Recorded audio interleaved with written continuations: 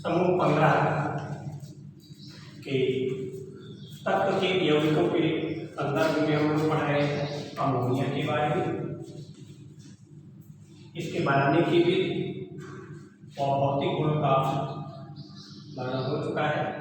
आज हम पढ़ेंगे केवल रासायनिक अर्थात अमोनिया किन किन रासायनिक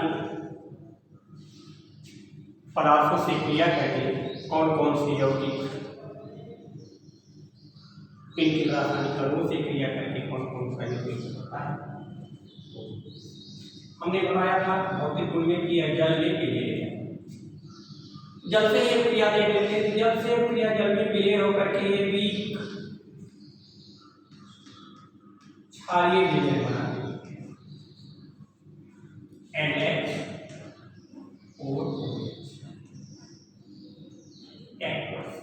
मतलब जलीय।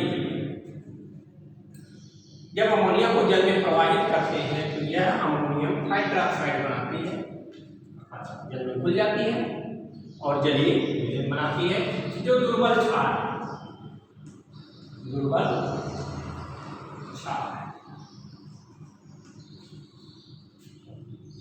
जल से क्रिया होगी। अगला यह धातुओं से क्रिया कराता है, मैग्नीशियम से क्रिया कराते हैं। मैग्नीशियम नाइट्राइड धातु के नाइट्राइड बना लेता है।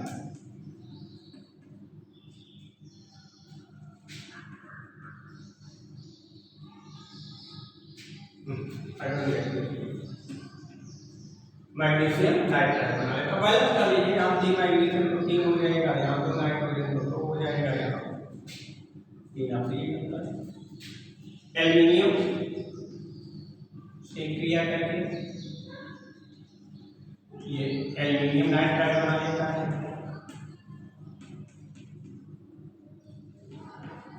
एल्यूमिनियम नाइट्राइड बना लेता है। अब देखिए यहाँ 2 है, यहाँ 3 है, 2 3 का कोई कॉमन फैक्टर्स नहीं है, इसलिए इनको आपस में मल्टीप्लाई कर दीजिए, आपका समीकरण बैलेंस हो जाएगा। तो धातु से क्रिया करोगे नाइट्राइड बनाता है। तीसरा है हाइड्रोजन माने क्लोरीन से क्रिया। तो क्लोरीन से क्रिया 2 प्रकार की होती है। पहला क्लोरीन की अधिकता में और अमोनिया की न्यूनता में। अमोनिया की न्यूनता में क्या बनेगा? क्लोरीन की अधिकता में, ध्यान रहे क्लोरीन की अधिकता अमोनिया की न्यूनता, क्या बन जाएगा? NCl3 विस्फोटक पदार्थ बनाता है और HCl गैस निकल जाता है। NCl3 HCl3 यहाँ 3 कर दे, वैलेंस हो जाएगा। क्लोरीन कितना है? 3 और 3 6, यहाँ 2 Cl2 है, यहाँ 3 अमोनिया की न्यूनता में, अमोनिया की कम मात्रा में, क्लोरीन की अधिक मात्रा में अगर क्रिया कराई जाए तो हमें एक विस्फोटक पदार्थ नाइट्रोजन ट्राइक्लोराइड प्राप्त होता है। याद रहे नाइट्रोजन के उपयोग में लिखा गया है विस्फोटक पदार्थ में भी इसका उपयोग होता है जब अमोनिया गैस की क्रिया क्लोरीन से कराई। दूसरा क्या है? अमोनिया की अधिकता हो जाए, अमोनिया की अधिकता हो जाए तब क्या बनाएगा? तब ये जो है NH4Cl बना लेगा और N2 गैस बना लेगा।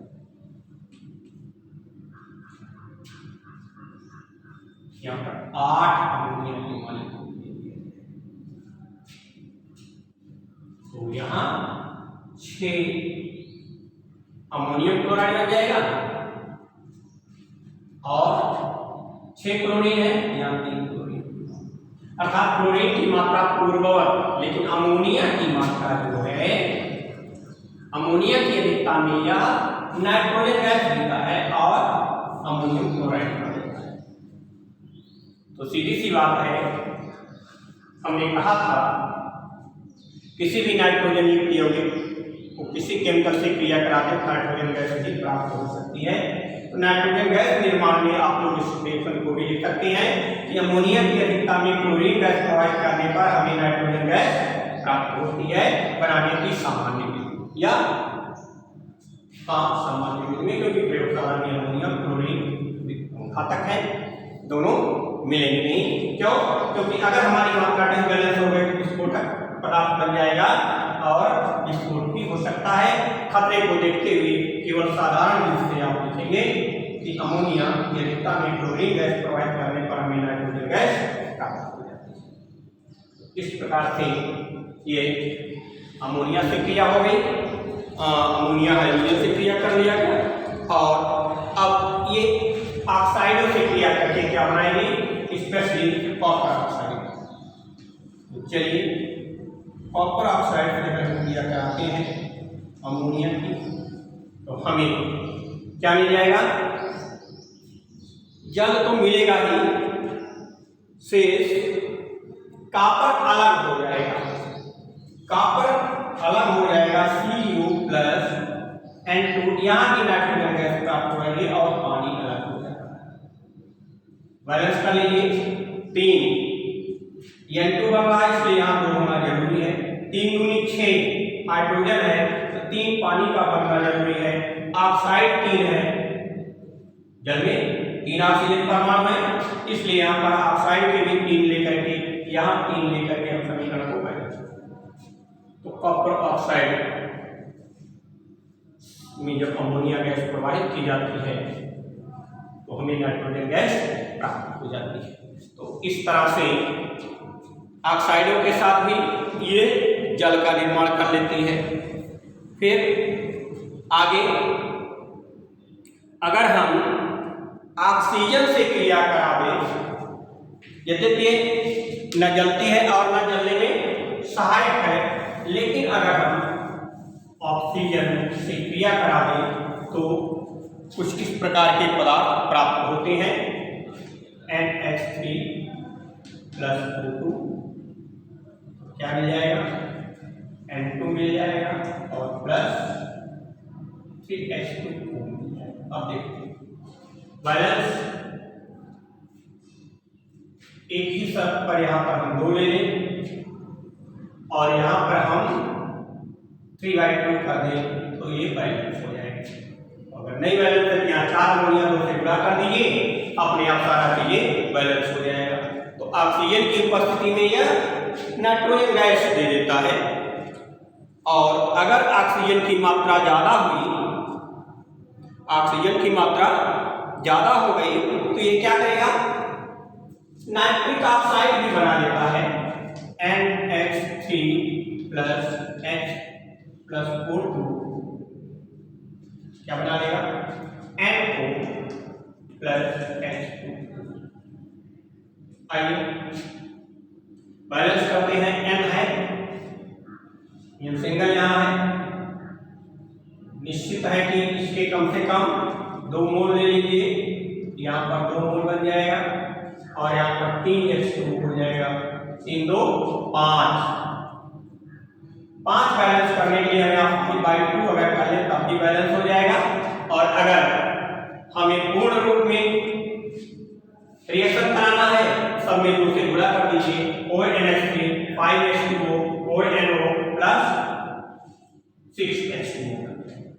तो ऑक्सीजन से भी ये भिन्न भिन्न मात्राओं में क्रिया करती है, ऑक्सीजन अधिक हो गया तो हमारा नाइट्रिक ऑक्साइड बन गया, नाइट्रोजन अगर कम है, सॉरी ऑक्सीजन अगर कम है तो हमारा नाइट्रोजन गैस। तो ये ऑक्सीजन से भी क्रिया करके अलग अलग उत्पाद देती है। गर्म कर दीजिए तो ये तापीय अपघटन हैबर के अनुसार यह एक उत्क्रमणीय क्रिया है जिसमें यह N2 और H2 में वियोजित हो जाता है। तो या गर्म करने पर तापीय अपघटन होता है जिससे हमें नाइट्रोजन गैस प्राप्त हो जाती है। तो नाइट्रोजन गैस हमें मिल जाती है जिसके बारे में हम लोगों ने पहले से ही अध्ययन किया है। और अब ये है कि ये हमें डायरेक्ट अभिक्रिया नहीं करती है, बल्कि यह पहले जल में घुलेगी, जल से अभिक्रिया करके अमोनियम हाइड्रोक्साइड बनाएगी। अब ये अमोनियम हाइड्रोक्साइड भिन्न भिन्न पदार्थों से क्रिया कर रहा है, जैसे मर्क्यूरस क्लोराइड से क्रिया कर ले, जिससे मर्क्यूरस, याद है कि मर्क्यूरस और मर्क्यूरी दो रूप में, अस और एक हमने बताया है कि दो रूप होता है, अस हमेशा कम होता है और एक हमेशा ज्यादा होता है। मर्क्यूरस क्लोराइड है Hg2Cl, ये क्या है? Mercurous chloride. और HgCl2 अगर हम कर दें, ये हो जाएगा मर्क्यूरिक क्लोराइड, मर्क्यूरिक क्लोराइड। यहाँ Hg की संयोजकता +1 है, यहाँ Hg की संयोजकता +2 है। अस की संयोजकता कम होती है, इक की संयोजकता ज्यादा होती है। तो ये मर्क्यूरिक क्लोराइड जो है, या सॉरी मर्क्यूरस क्लोराइड के साथ यह Hg को अलग करके एक जटिल लवण भी बना देता है। मर्क्यूरस के साथ ये Hg2Cl2 प्लस अमोनिया की क्रिया करा दें, क्या बन जाएगा? Hg अलग हो जाएगा, Hg NH3 twice Cl का निर्माण करेगा, जिसे कहेंगे डाई अमोनियम, क्या कहेंगे? Sorry, di ammonium mercuric chloride. Di ammonium mercuric chloride का विलयन बनाता है काला अवक्षेप, काला अवक्षेप। ये पारा हो गए अलग हो जाता है। तो यहाँ पर क्या है? Hg कितना है? 2 है। Hg कितना हो गया? 2 हो गया। और अमोनिया कितना है? 2 है, अमोनिया भी 2 हो गया। क्लोराइड कितना है? अकेला है, यहाँ भी क्लोराइड हम। लेकिन जब यही क्रिया हमारी मर्क्यूरिक क्लोराइड के साथ होता है तो हमें मर्क्यूरस एमीन प्राप्त होता है। एमाइड या एमीन जो निकाल लीजिए, HgCl2 प्लस NH3, ये क्या है? मर्क्यूरिक क्लोराइड है। तो मर्क्यूरिक क्लोराइड जो क्रिया करेगा क्या बनाएगा? NH4Cl बना लेगा। अब यहां भी अमोनिया है, HgNH2 twice Cl।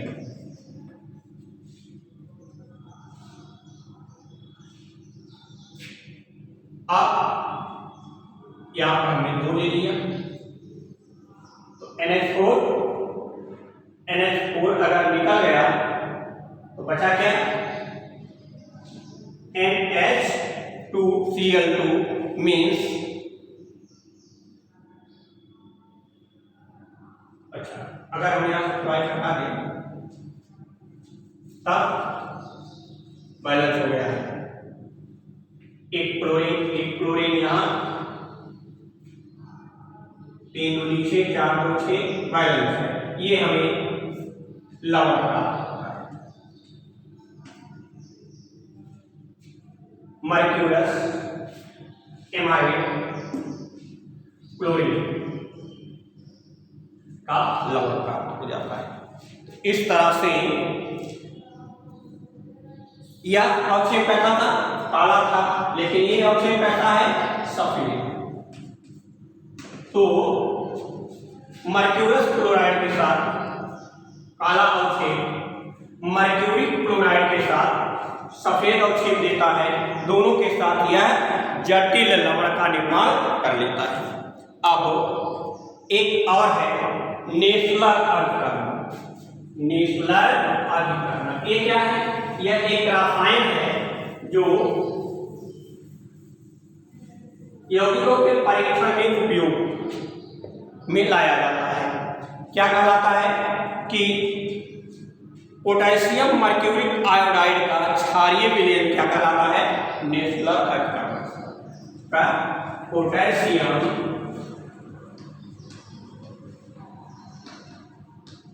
Mercuric iodide का क्षारीय विलयन होता है, इसे शॉर्ट में क्या कहते हैं, नेसलर अभिकर्मक। लैब में है, आप लोग आएंगे संभवतः देख लिया जाएगा। तो नेसलर अभिकर्मक में जब हम अमोनिया गैस प्रवाहित करते हैं तो हमें मिलन का भास्मिक लवण प्राप्त होता है। नेसलर अभिकर्मक प्लस अमोनिया एरोमर मिलन का भास्मिक लवण प्राप्त होता है, भास्मिक लवण प्राप्त होता है। अब आइए हम रिएक्शन देखें कैसे कैसे हो रहा है। तो हमने कहा पोटेशियम मर्क्यूरिक आयोडाइड है ना, तो K2HDI4 क्या सूत्र होता है, इसका क्या सूत्र होगा, K2HDI4। ये क्या है, पोटेशियम मर्क्यूरिक आयोडाइड। वही नेशनल अल्कर्मक यहाँ आएगा K2HDI प्लस NH। ये बनाएगा, क्या बना लेगा, मिलन का लवण बना लेता है। मिलन का लवण क्या है,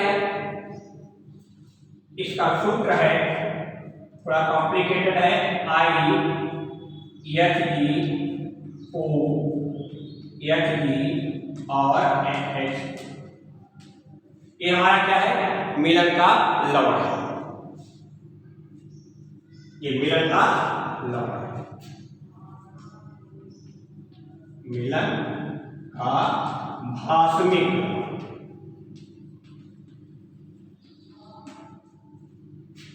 और क्या बनेगा, अलग हो जाएगा, पोटेशियम आयोडाइड का विलयन प्राप्त होगा। समीकरण को हम बैलेंस कर लेते हैं, समीकरण को बैलेंस कर लें, तब क्या बनेगा। अच्छा, ऑक्सीजन कहां से आया, तो मिला है क्षारीय विलयन, कोई क्षार भी होगा इसके साथ, KOH। I कितना है, 4 है, I कितना है, 4, NH2, एक यहां से, एक OH यहां से, क्या बन गया, पानी भी बन जाएगा। I 4 है, एक I यहां निकल गया, 3 I बचना चाहिए, 1 के 2 के माने 3 के I बैलेंस हो गया।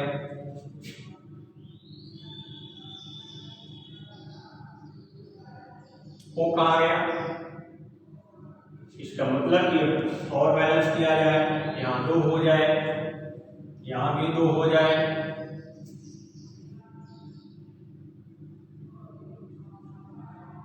2 दूनी 4, 2 6 पर भी बैलेंस नहीं होगा, तब क्यों, क्योंकि 8 हो जा रहा है, कितना हो जा रहा है, 8 हो जा रहा है, इसका मतलब इसी को बढ़ाइए, 2 दूनी 4, 3 का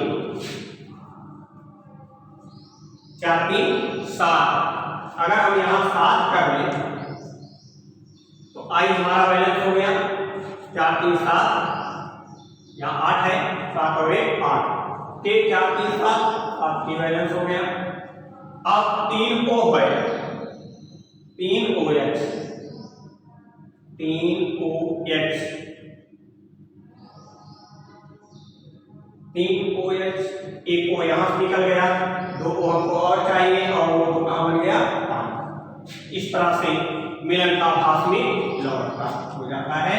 कब, जब अमोनिया को नेशनल अभिकर्मक में हम रिएक्ट कराते हैं। ये इतना क्या है, नेशनल अभिकर्मक है। Potassium iodide, potassium mercuric iodide का क्षारीय विलयन लगभग 1% होता है। 1% क्षारीय विलयन क्या कहलाता है, नेशनल अभिकर्मक कहलाता है। ये अमोनिया से क्रिया करके मिलन आपस में लवण बना लेता है। तो इस तरह से और क्या है कि अगर हम किसी लवण का अमोनिया के जलीय विलयन से क्रिया करा दें तो वह अवक्षेपित हो जाता है। FeOH हाइड्रोक्साइड के रूप में अवक्षेपित हो जाएगा और NH4Cl का ये अवक्षेप आएगा, सफेद अवक्षेप, और ये है विलयन। इस तरह से ये आपस में उभय अपघटन की भी क्रिया हो जाती है। कब, जब अमोनिया के जलीय विलयन को किसी लवण के साथ क्रिया कराते हैं। अब इसके बाद अमोनिया के उपयोग को हम देख लें तो इसका उपयोग प्रयोगशाला अभिकर्मक के रूप में होता है और तमाम प्रकार के ऑक्सी अम्ल निर्माण में भी इसका उपयोग होता है। नाइट्रोजन के विभिन्न यौगिक निर्माण में भी होता है। यूरिया जैसे उर्वरक, यूरिया और अमोनियम नाइट्रेट जैसे उर्वरक के भी निर्माण में इसका उपयोग होता है। तो इस तरह से हम अमोनिया के बारे में लगभग सारी जानकारियां प्राप्त कर लिए। फिर अगले वीडियो